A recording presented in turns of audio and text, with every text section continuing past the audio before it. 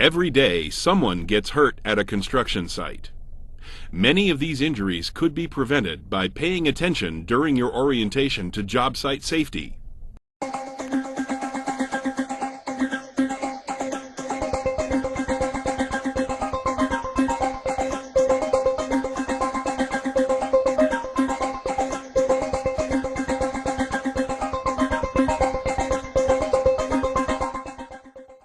This video program is designed to help employees recognize and prevent common hazards in construction workplaces. This program is not a comprehensive training program for each topic covered, but will provide an accurate but brief overview of the various topics discussed.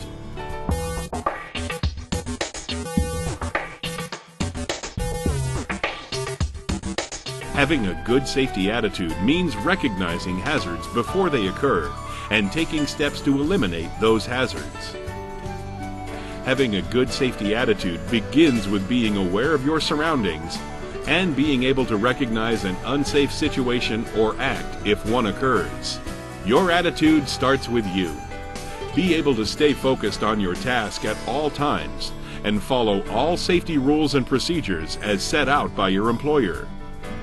You should always take personal responsibility to ensure the safety of yourself as well as your co-workers.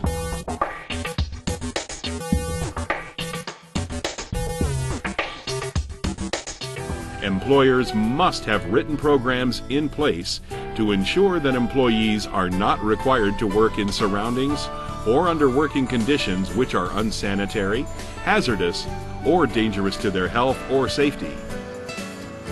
Programs should provide for frequent and regular inspections of the job sites, materials, and equipment by a competent person. Machinery, tools, material, or equipment which are designated to be unsafe or not in proper working order must be identified by tagging or locking the controls to render them inoperable or be physically removed from the site. You need to be aware of the many different types of equipment that is utilized at the work site. Such equipment might include forklifts, aerial lifts, bulldozers, excavators, and backhoes. Specific training on every piece of workplace equipment may not be required, but every employee should be cognizant of the characteristics and movements of the equipment. Only employees qualified by training or experience should be allowed to operate equipment and machinery. Always pay attention during training sessions. Know your company's safety procedures, rules, and policies, and follow them. An effective safety and health program requires the cooperation of both the employer and employees. If you don't understand something, talk to your supervisor.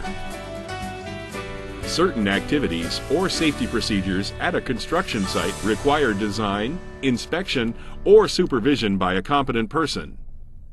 OSHA defines a competent person as someone who is capable of identifying and authorized to take prompt corrective measures to eliminate existing and predictable hazards in the surroundings.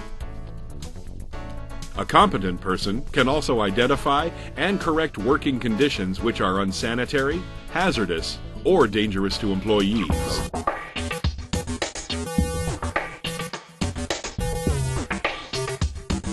OSHA requires employers to provide employees with the proper PPE needed at no cost to the employee. It is important that PPE fits properly, provides the correct protection, is comfortable enough to perform the job, and is worn properly. It is important to properly select the PPE necessary to be protected from the job-specific hazards. If you have any questions about PPE, talk to your supervisor. Hard hats, safety glasses, and foot protection are mandatory on most construction sites.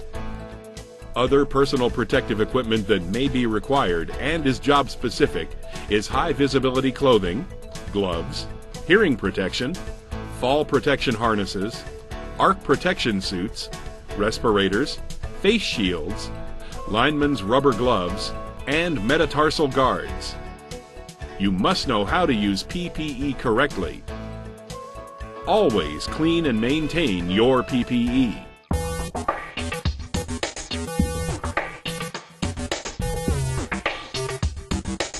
Slips, trips, and falls are a common source of injuries in construction. Many factors contribute and cause accidents of this type. Slip and trip hazards are all around.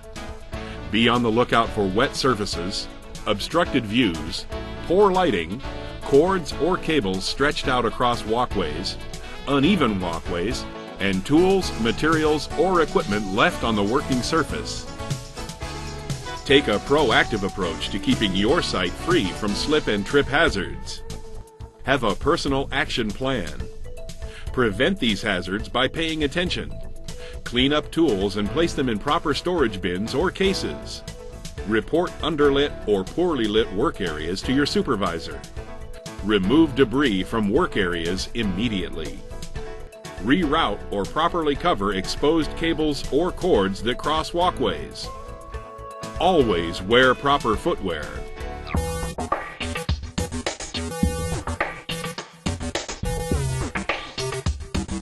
Falls are the leading cause of injuries and fatalities in the construction industry.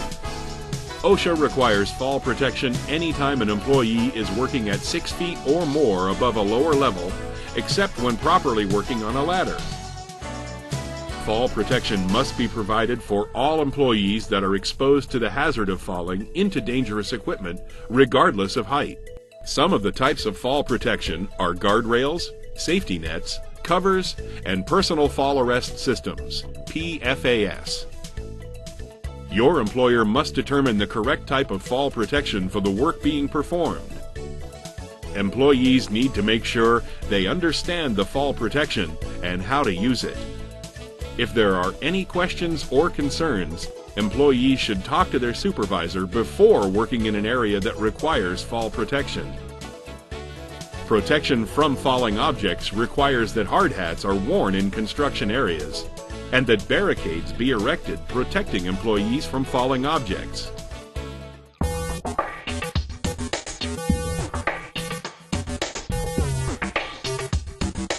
Ladders are used in many situations, and having information on the proper selection, use, and maintenance of ladders will help you keep safe. Always use ladders properly. Use only ladders meeting OSHA requirements and that are appropriate and meet the weight requirements for the work being performed. Fall protection is not required when working on a ladder. Use extreme caution and follow all safety rules to avoid an accident or injury. Never use a metal ladder on or around electricity. Always use a wood or fiberglass ladder. Check the warning label to ensure the ladder is appropriate for use around electrical hazards. Never use a wet ladder around electricity. Always inspect a ladder for damage before use. Ladders with structural defects must immediately be marked defective or tagged with do not use and taken out of service until repaired by a competent person or the original manufacturer, or they should be destroyed and thrown away.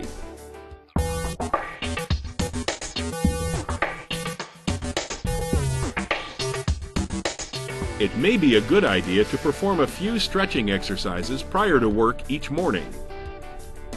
Improper lifting, twisting, and bending can lead to serious back injury. Always use proper lifting techniques whenever you lift an object. Get help lifting heavy or odd-shaped objects. Never do it alone.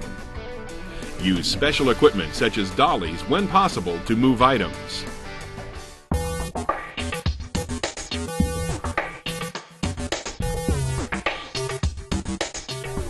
Many workers are unaware of the potential electrical hazards present in their work environment.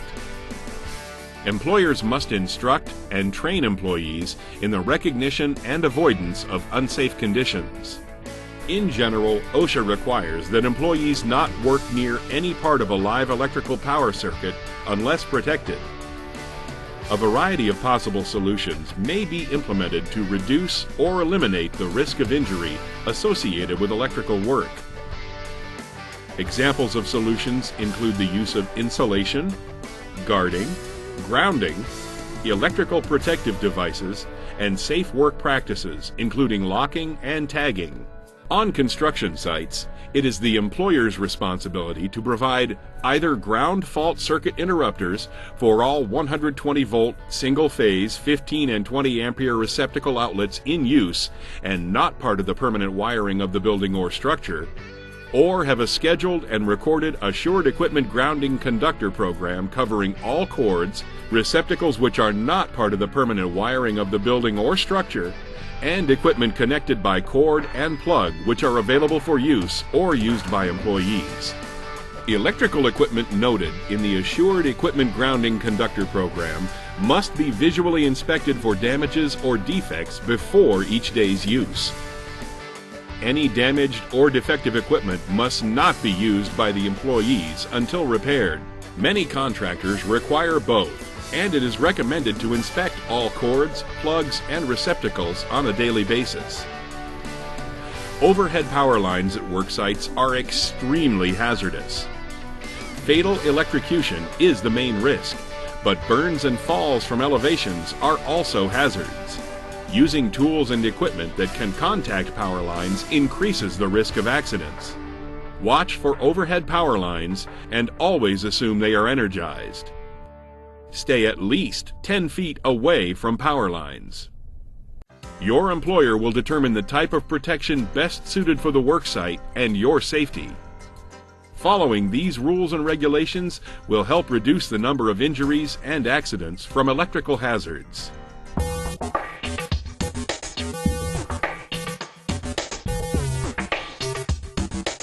Hand and power tools are very common, both at work and home. The hazards associated with such tools are often overlooked or forgotten. Anyone using a tool needs to stay focused and use such tools properly. Always wear the appropriate personal protective equipment when working with tools. Power tools must be fitted with guards and safety switches. Never disable a guard or safety switch. Tools can be extremely dangerous when used improperly. To protect the user from shock and burns, electric tools must have a 3-wire cord with a ground and be plugged into a grounded receptacle or be double insulated. It is recommended to always use a GFCI.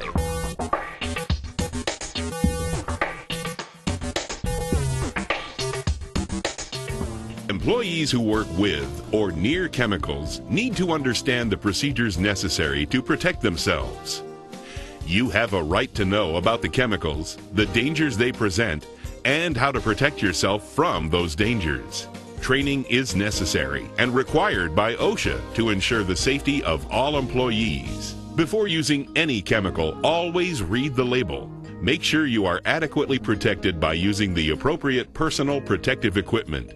If you don't understand, ask your supervisor. Safety data sheets are required for every chemical used and must be accessible at the work site at all times. The safety data sheet is a 16-section, detailed informational bulletin prepared by the manufacturer or importer of a chemical.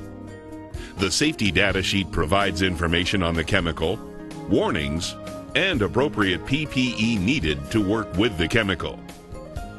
For consumer products such as window cleaner, toilet bowl cleaner, and dishwashing liquid, when used in the same manner and with the same duration and frequency that a normal household consumer would use them at home, employees should follow the safety guidelines printed on the container. Employees should take training seriously and pay attention. Make sure you know the correct emergency procedures and use safe work habits when dealing with chemicals.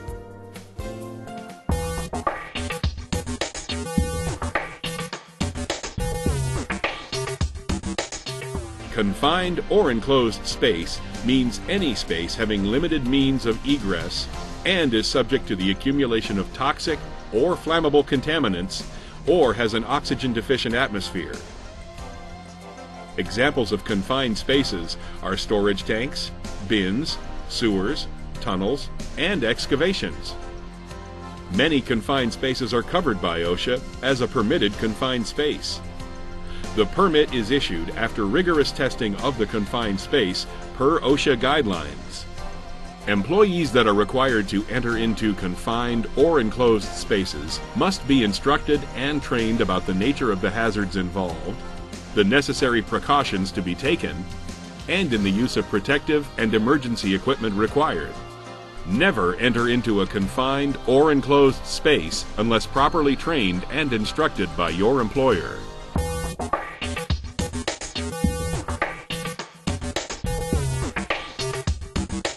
Scaffolds are useful. However, working with tools and building materials on the limited space of a scaffold is difficult. Without fall protection or safe access, a scaffold is hazardous. Falls from improperly constructed scaffolds can result in injuries ranging from sprains to death. Always place scaffolds on level ground.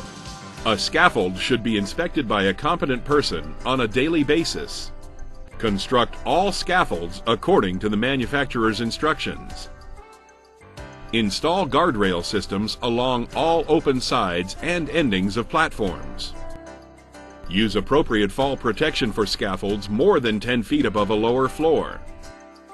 Provide safe access to all scaffold platforms. Do not climb cross bracing as a means of access. Masonry scaffolds have different rules that allow an open side for bricklaying work.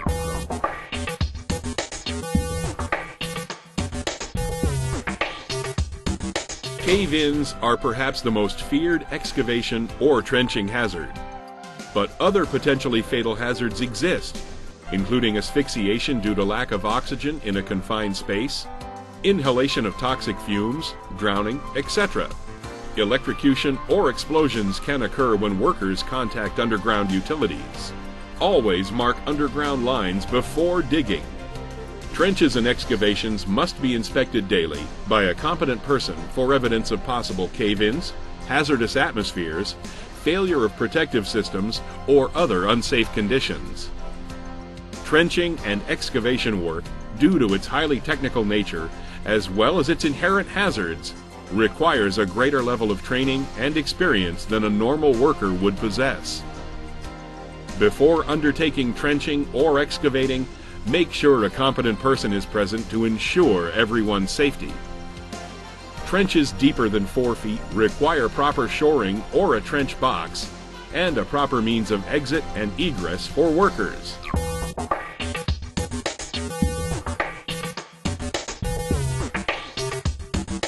Fire hazards are all around construction sites.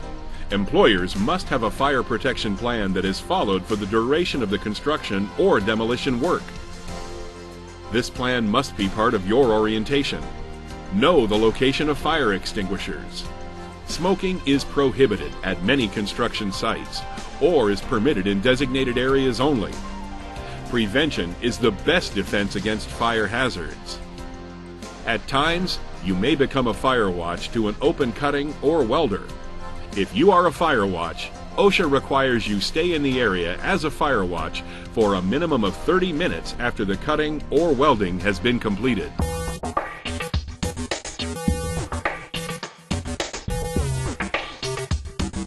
First aid is limited care for an illness or injury until trained medical attention can arrive. The employer has designated first aid personnel that work on the site. Be prepared at all times and know the locations of all first aid kits.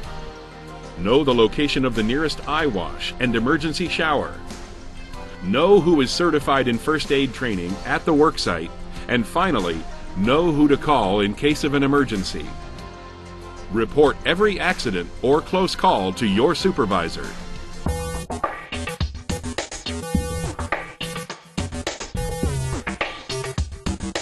Construction sites can be dangerous. Be aware and stay aware. This program has been a brief introduction to a variety of workplace subjects. Your employer should provide in-depth safety training on these and other significant hazards in your workplace.